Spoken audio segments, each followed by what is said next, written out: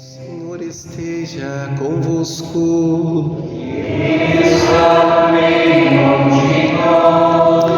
Proclamação do Evangelho de Jesus Cristo segundo Lucas. Glória a vós, Senhor.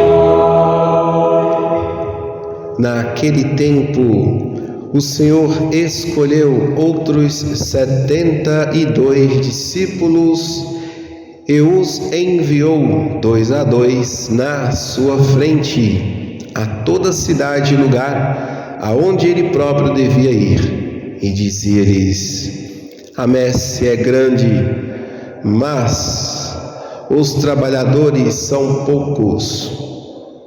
Por isso, pedi ao dono da messe que mande trabalhadores para a colheita. Eis que vos envio como cordeiros para o meio de lobos. Não leveis bolsa, nem sacola, nem sandálias, e não cumprimenteis ninguém pelo caminho. Em qualquer casa em que entrardes, dizei primeiro: a paz esteja nesta casa. Se ali morar um amigo da paz, a vossa paz repousará sobre ele. Se não, ela voltará para vós. Permanecei naquela mesma casa, comei e bebei do que tiverem, porque o trabalhador merece o seu salário. Não passeis de casa em casa. Quando entrardes numa cidade e fordes bem recebidos, comei do que vos servirem. Curai os doentes que nela houver, e dizei ao povo: o reino de Deus está próximo de vós. Palavra da salvação. Glória a vós, Senhor. Senhor, vossos amigos anunciem vosso reino glorioso. Amados irmãos e irmãs, hoje a Igreja celebra a festa de São Lucas e nós temos a graça de também nesta Santa Eucaristia conhecer a história deste oratório da Mãe Rainha, 3 vezes admirável, de Schoenstein, muito bem divulgada aqui no Brasil por João Pozobon, um homem que viveu, João Luiz Pozobon. Foi iniciado em 1950 aqui no Brasil por este homem de Deus, que era diácono permanente. Então teve o incentivo do padre Kentenich, alemão, de trazer e viver essa dimensão internacional dos oratórios, que são as capelas da Mãe Rainha. E tem a paroquial e tem as peregrinas, certo? E João Luiz Pozobon colocava o seu oratório na maleta e ia rezar. E é uma excelente experiência missionária desta devoção. E amados, também hoje celebrar a festa de São Lucas e ver que a consonância que existe entre a festa de hoje da Igreja Universal, ou seja, católica, é que São Lucas, ele foi o pintor da Virgem Maria. Ele não foi um apóstolo que conviveu com nosso Senhor, mas Lucas viveu com Paulo, que conviveu com Pedro lá no primeiro concílio de Jerusalém, onde foram discutidas as primeiras regras, a primeira lei da igreja.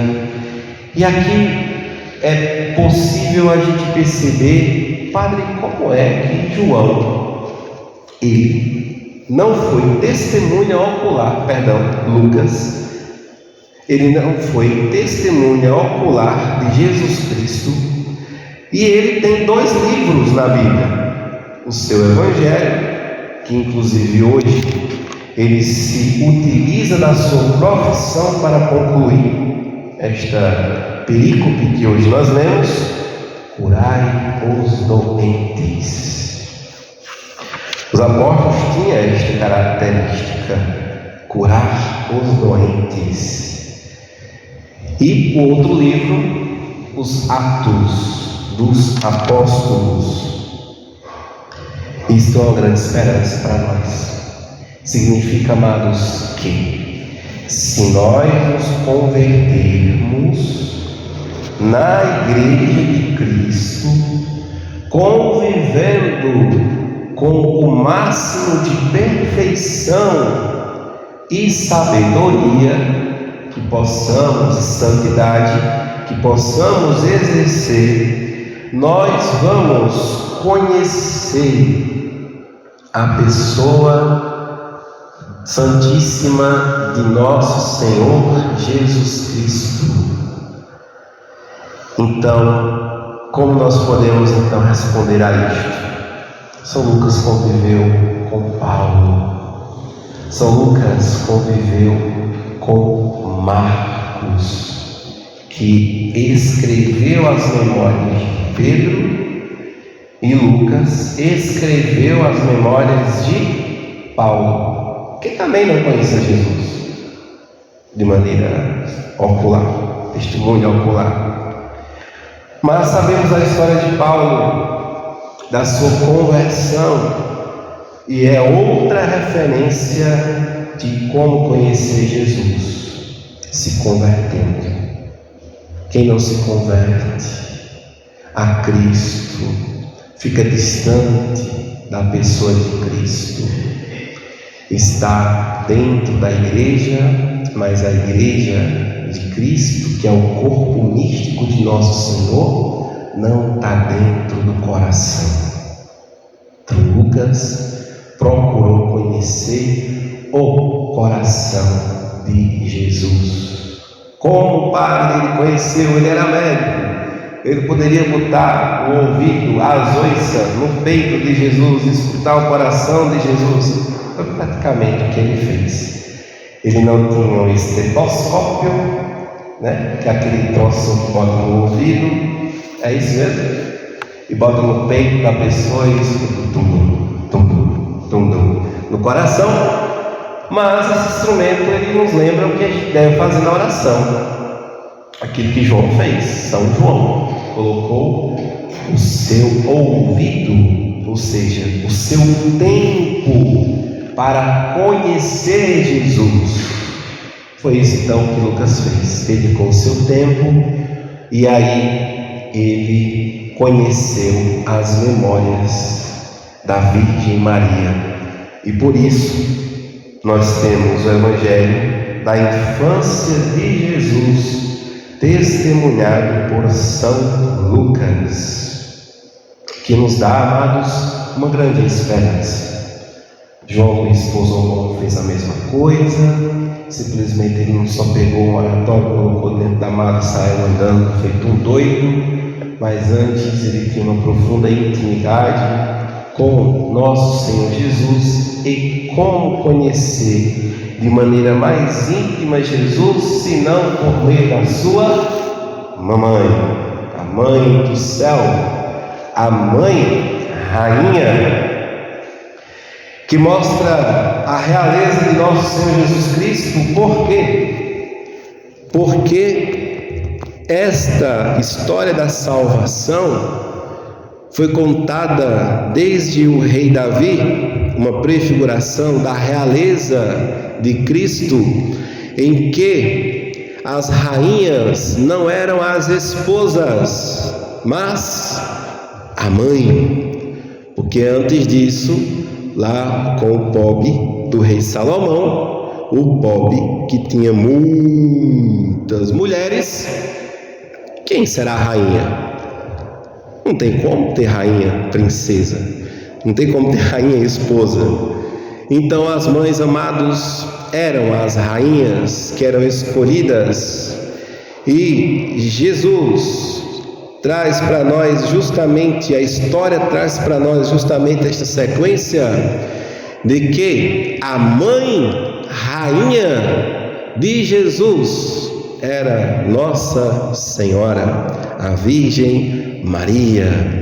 Ela é que foi eleita a rainha do céu, da terra, dos santos, dos anjos, dos homens, e coroada por nós aqui na terra, porque ela, para estar mais conforme ao seu filho, precisou ser elevada e assunta aos céus. Então, amados, que possamos guardar esta data, 18 de outubro, em que nós vamos coroar solenemente a Mãe Rainha, 3 vezes admirável de Schweinstein, devoção que nasceu do coração do padre Kentenich, alemão, e que foi conhecido por um diácono, o João Luiz Pozobon. Mas, padre, e como é que nós podemos conhecer mais Jesus dentro da sua igreja, na sua comunidade, convivendo com a comunidade de convertidos? Por isso, amado, que a nossa responsabilidade é de que precisamos cumprir com a nossa vocação de sermos como nosso Senhor Jesus, e como a Virgem Maria, e como São Lucas, e como o diácono João, sermos santos. Porque quando formos santos e nos convertermos para sermos santos, nós vamos fazer com que a nossa comunidade ela se torne original, de conhecer a graça, a fé da igreja, porque não tem como as pessoas conhecer Jesus senão por meio dos sacramentos, da vida da graça, da plenitude da graça de Deus.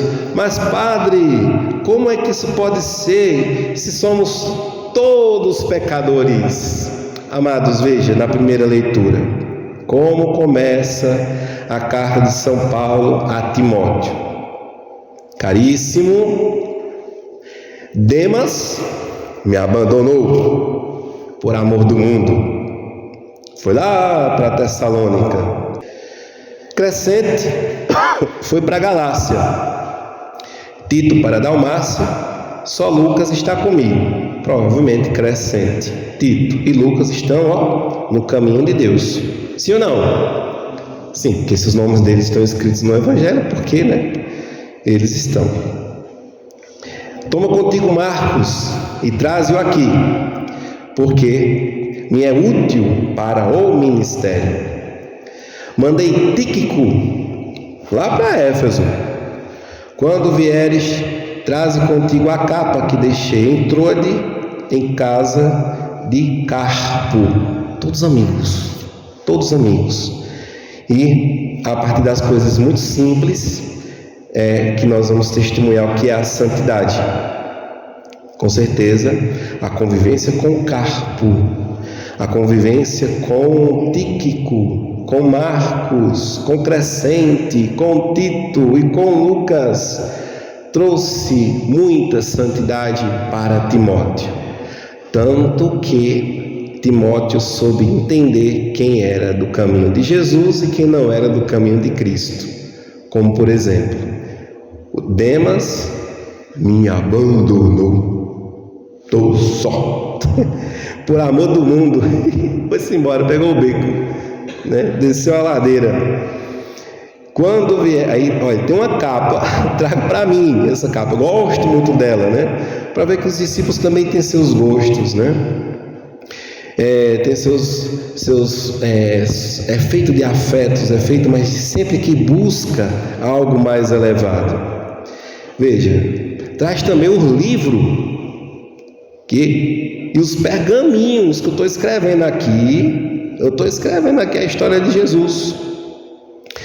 Alexandre, o ferreiro, tem me causado muito dano, tem dado trabalho.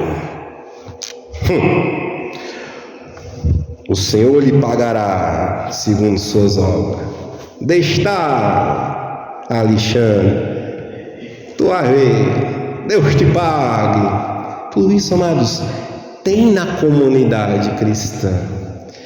Nós estamos buscando a perfeição. Ele é tão perigoso, esse tal desse Alexandre, que ele disse a Timóteo, né?